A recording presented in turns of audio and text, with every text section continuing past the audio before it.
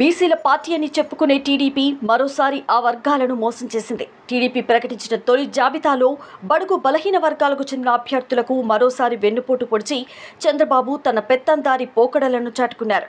చంద్రబాబు ప్రకటించిన 94 మంది అభ్యర్థులలో బీసీలకు కేటాయించిన సీట్లు కేవలం 18 మాత్రమే. అంటే మొత్తం జనాభాలో 45% బీసీలు ఉంటే ఆ వర్గాలకు కేటాయించిన సీట్లు 18 సీట్లు ఇచ్చి మరోసారి మోసం చేశారు.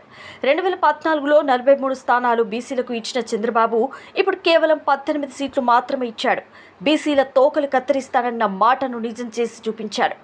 మైనార్టీ వర్గాలను మరీ నీచంగా చూస్తూ కేవలం 1 స్థానమే చంద్రబాబు కేటాయించారు.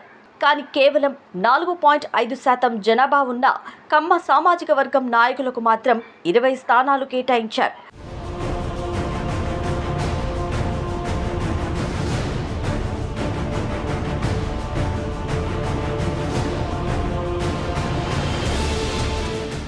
ఇక కాపులకు 7 సీట్లు మాత్రమే ఇచ్చారు. రాష్ట్రంలో 20% పైగా ఉన్న కాపు సామాజిక వర్గాలకు చంద్రబాబు కేటాయించిన సీట్లు కేవలం 7 మాత్రమే. దీంతో కాపు వర్గం నాయకులు చంద్రబాబు తమను మరోసారి మోసం చేశారని ఆగ్రహంతో ఉన్నారు. ఇక మిగిలిన 57 సీట్లలోనూ బీసీ మైనార్టీలకు ఎక్కువ సీట్లు ఇస్తారన్న నమ్మకమూ లేదు.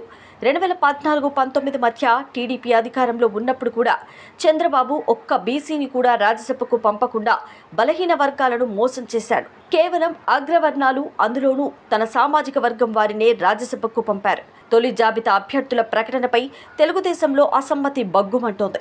బీకే పార్థసారథికి సీటు ఇవ్వకపోవడాన్ని వ్యతిరేకిస్తూ ఆయన వర్గీయులు ఫ్లెక్సీలను దహనం చేశారు.